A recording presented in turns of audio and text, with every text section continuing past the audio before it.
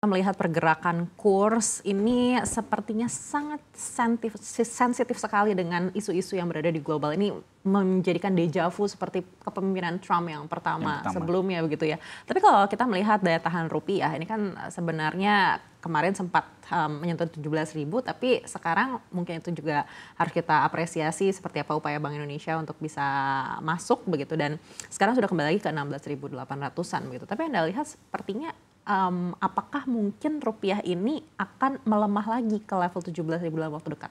Ya, mungkin kalau kita melihat memang kita apresiasi langkah-langkah Bank Indonesia di mana ketika liburan juga Bank Indonesia sudah melakukan intervensi di NDF market. Jadi rupiah ketika dibuka pun bisa menguat di bawah 17.000. Jadi kalau kita lihat memang di demand di kuartal kedua ini masih cukup besar. Kita melihatnya 16.700 sampai dengan 17.000 akan menjadi range sementara untuk short term, di mana demand di bulan April dan Mei ini cukup besar. Tetapi kalau itu rupiah bisa break di 16.700, sebetulnya kita melihat bisa ke 16.400, di mana itu merupakan support dari trend channel yang selama ini terjadi. Jadi sementara kelihatannya akan di range 16.700 sampai dengan 17.000 gitu Aneka. Baik, tapi sekarang memang kalau kita lihat 16.700 hingga 16.800 ini kan terjadi karena memang ada pelemahan dari dolar indeks juga. Ya. Artinya kita sangat bergantung sekali dengan dolar indeks. Apabila ternyata terjadi kebijakan baru lagi yang disampaikan Trump, mungkin di sosial medianya juga itu Anda lihat seperti apa dampaknya jika indeks dolar ini tiba-tiba menguat signifikan untuk rupiah? Ya, kalau kita lihat memang Trump itu selalu menciptakan volatility di market. Jadi ini memang yang harus kita waspadai, apakah kebijakan Trump selanjutnya akan membuat volatility di market. Tetapi kita yang selanjutnya juga kita waspadai sekarang adalah kebijakan Trump US tarif dengan Cina. Nah, ini impact-nya juga bisa positif, bisa negatif terhadap Indonesia. Karena kalau kita melihat itu ada satu potensi juga. Ketika Trump menaikkan tarif Cina, artinya potensi untuk negara lain juga untuk masuk ke Amerika cukup besar. Dimana kalau kita lihat memang strateginya Amerika atau Trump 2.0 ini adalah ada tiga hal. Jadi pertama kalau untuk negara yang menaikkan tarif akan untuk negara yang tidak kooperatif atau yang against dengan US. Kemudian yang kedua adalah menurunkan tarif untuk negara-negara yang menunjukkan perbaikan atau mendukung Amerika. Dan yang ketiga adalah Amerika akan mempertimbangkan apabila manufacturing mereka terimpact. Artinya tarif ini akan direview juga. Jadi ini sementara ini kita akan melihat pergerakan dari Trump terhadap tarif ini. Jadi itu yang akan impact besar di market.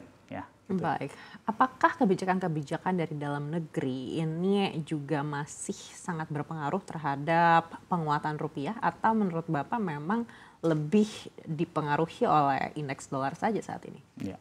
Untuk short term ini memang kebijakan dalam negeri juga cukup membantu. Kalau kita lihat pertama Bank Indonesia terus menjaga dolar rupiah di pasar forex. Kemudian juga yang kedua adalah Bank Indonesia juga aktif untuk menjaga di pasar obligasi di mana yield-nya jangan sampai terlalu jatuh. Yang ketiga kalau kita lihat juga di pasar SRBI. SRBI di mana kebijakan moneter BI ini sangat berpengaruh juga. Kalau kita lihat hari ini juga SRBI cut off yield-nya juga cukup naik dari 6,5 sebelum lebaran, sekarang di 6,77. Jadi ini untuk beberapa faktor yang untuk short term itu akan membantu untuk penguatan rupiah gitu. Baik, tapi kita punya harapan juga akan ada cut rate mungkin di second half 2025 ini. Dan juga kita mengharapkan di pekan depan ini mungkin akan ada kebijakan moneter RDG Bank Indonesia juga begitu yang kita harapkan juga mungkin bisa terjadi cut rate juga di dalam negeri. Apakah menurut Anda laju rupiah ini masih tetap akan ada di range 16.700 hingga 17.000 hingga akhir kuartal 2? Ya, jadi kalau kita melihat memang rupiah kemungkinan bisa menguat setelah bulan Mei. Kenapa? Karena di bulan Juni itu probability terbesar Fed untuk cut rate. Jadi kalau kita lihat data-data dari CPI Amerika juga sebetulnya cukup melandai, tetapi kita perlu waspadai juga apakah kebijakan Trump dengan menaikkan tarif ini akan berpengaruh. Tetapi kalau kita lihat Trump kemarin menunda untuk 90 hari, seharusnya inflasi Amerika cukup terkendali, artinya probability di bulan Juni untuk cut rate itu cukup besar. Nah, di mana kita melihat juga Bank Indonesia mempunyai ruang untuk melakukan cut rate juga. Karena setelah rupiah cukup menguat, apalagi kalau kita bisa lihat rupiah break di 16.700 ke bawah. Nah, kita perkirakan BI masih punya ruang untuk menurunkan suku bunga untuk tahun ini. Baik, apakah ini artinya kita harus bersiap terhadap volatilitas rupiah dalam waktu dekat dan juga mungkin hingga akhir 2025? Ya, kalau kita lihat memang rupiah, kita masih optimis terhadap rupiah, artinya memang tekanan besar akan di bulan April dan Mei, kemudian di bulan mulai Juni harusnya cukup melandai, artinya rupiah masih ada potensi untuk menguat. Tetapi memang kebijakan Trump seperti kita ketahui seringkali membuat volatilitas di market. Nah, itu yang mungkin akan menjadi tantangan karena volatilitas akan cukup tinggi di tahun ini.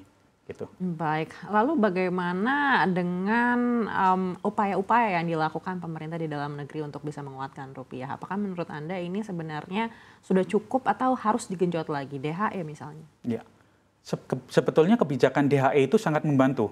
Karena kalau kita membandingkan dengan kebijakan DHE yang sebelumnya, kebijakan DHE 2025 ini diperkenankan untuk nasabah atau eksportir melakukan penjualan ke rupiah. Artinya ini membantu untuk suplai dolar di market. Jadi ini sangat positif untuk ke penguatan rupiah. Tetapi memang seperti kita ketahui harga komoditas cukup tertekan akhir-akhir ini dengan kebijakan Trump juga. Jadi ini yang mungkin suplai dolar yang sedikit terkuras lah dengan adanya penurunan nilai harga komoditas itu. Baik, selain DHE, kebijakan-kebijakan apa lagi yang kita tunggu dari pemerintah yang mungkin juga berpeluang untuk menstabilkan rupiah? Ya, jadi kalau dari sisi Bank Indonesia, kita lihat memang dari sisi kebijakan moneter yang kita akan nantikan, artinya apakah adjustment di SRBI itu akan menarik investor asing untuk masuk ke Indonesia. Jadi kalau kita lihat memang banyak hal positif yang bisa kita ambil. Ketika rupiah cukup menguat dan negara lain melemah, artinya investor asing seharusnya mulai tertarik juga masuk ke Indonesia dengan level yield yang cukup menarik saat ini. Baik, tapi bagaimana dengan negara-negara peers kita? Apakah Indonesia bisa menjadi pilihan pertama dibandingkan dengan negara-negara tetangga? Ya, kalau kita lihat memang kalau dibandingkan dengan negara peer kita masih cukup menarik secara nilai yield-nya. Tetapi memang ini yang kebijakan fiskal atau kebijakan untuk tarif ini yang akan nanti juga mempengaruhi. Sebagai contoh mungkin negara tetangga kita Vietnam.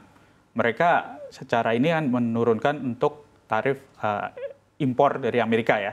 Jadi artinya 0%. Apakah kebijakan kita akan cukup menarik, kemudian itu akan menarik investor juga untuk masuk ke Indonesia. Menurut saya yang paling jelas adalah bagaimana kebijakan dari pemerintah kita juga bisa cukup confident untuk meyakinkan investor untuk masuk ke Indonesia.